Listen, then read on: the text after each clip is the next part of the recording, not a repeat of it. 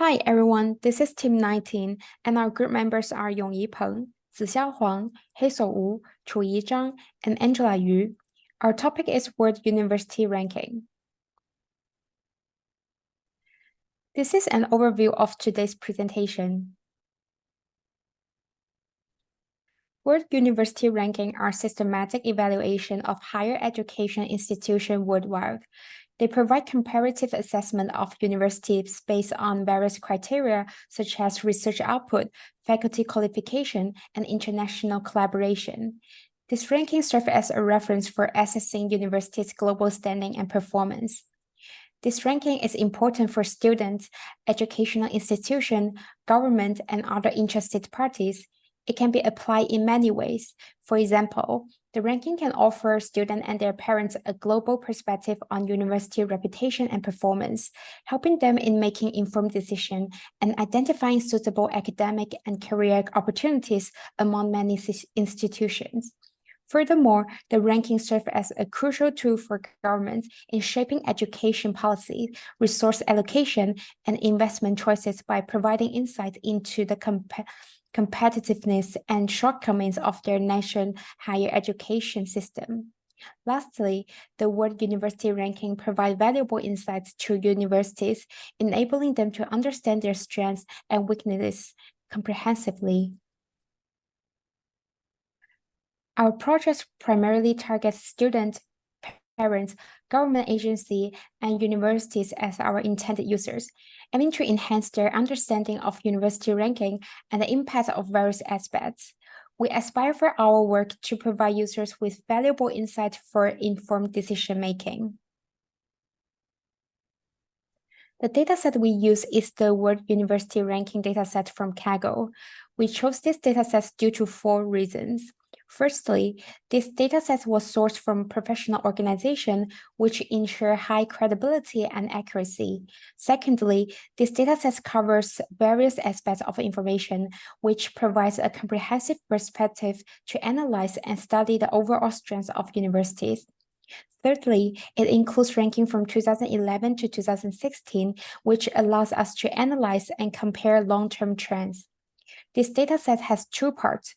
One is the university ranking data, and another one is the supplementary data.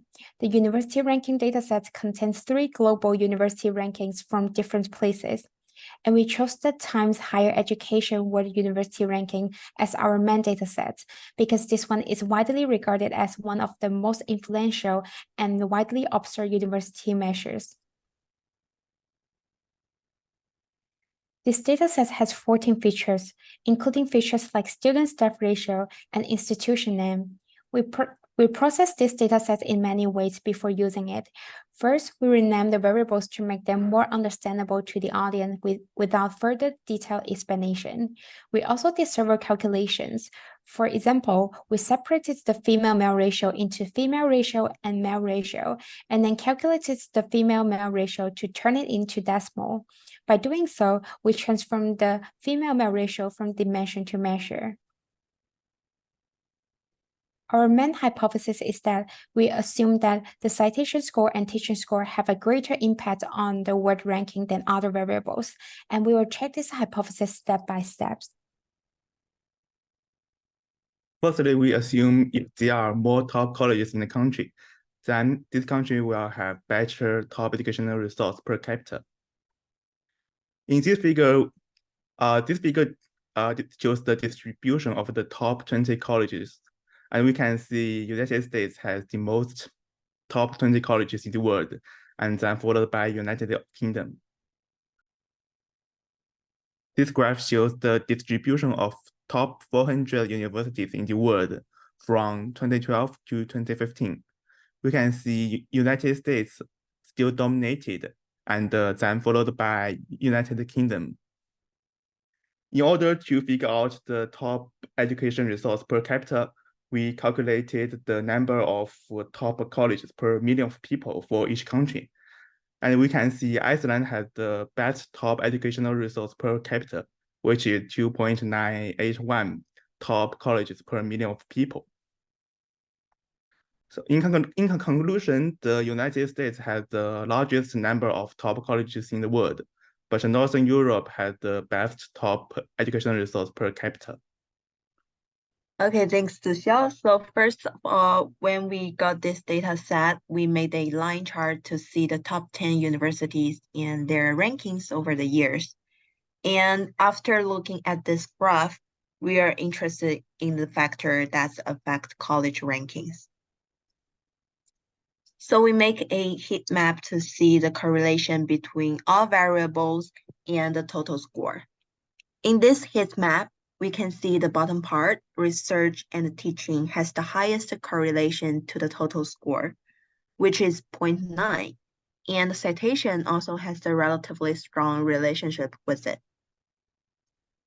So they are the top 3 variables that has the strongest correlation with the total score. Based on the conclusion of this part, we have the recommendation that we can focus on research and teaching excellence, invest in strengthening research programs and resources, and also foster collaborations and attract the renowned faculty members. And the next recommendation is enhanced citation and academic impact.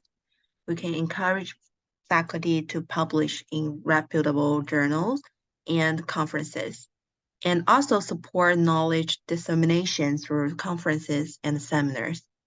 Now passing to Chuyi, explaining more details. We want to know the difference between the research and teaching scores of the top 20, middle 20, and bottom 20 universities, since these two scores have high correlations with total score, which indicated the ranking of the universities.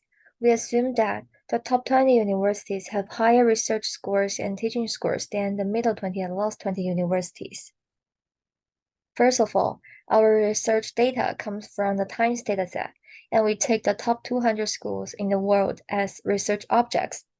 Although the dataset also has data of universities ranked between 200 and 800, the ranking of schools in this range is not indicated respectively, so the research data is not significant to reference. Second, we create a dimension called type of universities. We choose the 3 most representative groups by classifying universities ranked 0 to 20 as the top 20, universities ranked 90 to 109 as the middle 20, and universities ranked 181 to 200 as the bottom 20. And then we make a line chart. The values of the 2 scores in the graph are the averages of the 2 scores from 2011 to 2016. The line chart we got clearly confirmed our assumption. The top 20 universities indeed have higher research scores and teaching scores than the middle 20 and last 20 universities. In response to this phenomenon, we offer some suggestions for universities with lower rankings. Universities can enhance research funding and establish research scholarships, invest in advanced research facilities, attract and retain top faculty with competitive packages, and implement feedback mechanisms to improve teaching practices. Except research scores and teaching scores, we also have other assumptions. Let's turn to Angela to introduce for us. In addition to the influence of research and teaching, we also assume that citation score, international student ratio, student staff ratio, and number of students can influence the world rank slightly. Here is the graph showing the average citation score over the years for different types of universities. We found out that higher ranked universities have higher average citation scores all the time.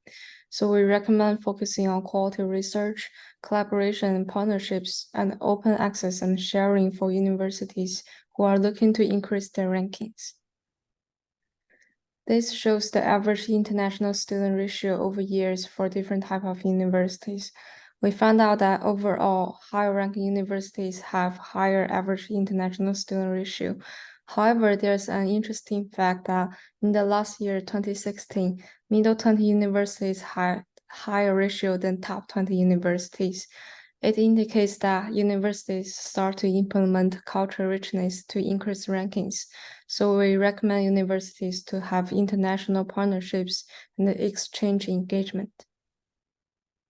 This line chart shows the average student staff ratio over years for different types of universities.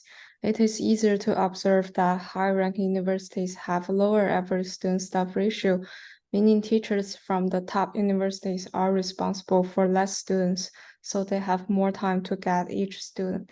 Universities can utilize technology and have graduate TAs and academic support services to improve the teaching quality. This last graph shows the average number of students over years for different types of universities. We found out that the number of students doesn't influence the university ranking. However, universities can still focus on quality over quantity to maintain an optimal student-staff ratio, enhance their reputation, and contribute to a positive learning environment. Overall, we can conclude that citation score, international student ratio, and student-staff ratio will influence the university ranking slightly, but the number of students doesn't influence the ranking that much. Previously, we assumed that citation score and teaching score have greater impacts, but in fact, research and teaching have greater impacts than other variables. That's all for our presentation. Thank you for listening.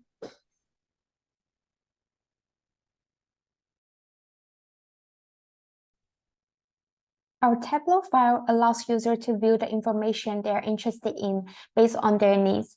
For example, in the education distribution section, users can click on the map to see the number of top colleges per million in each country. Moreover, they can zoom in to take a closer look at the map. If users want to explore the relationship between various variables and college rankings, they can click here to select variables that they are interested in. And the graph on the right-hand side enables users to adjust the years. For example, they can change it to 2011, 2012, or just to include all the years. By doing so, users can observe the changes in teaching score and research score among 3 groups over different years. This dashboard allows users to observe the influence of additional variables on the world ranking. If users click on the university type, for example, top 20, they will notice the changes on all other graphs as well. If users want to see a specific point, then they can click on the point and then observe the related year data in other graphs. We hope that our interactive dashboard will help our users gain valuable insights. Thank you.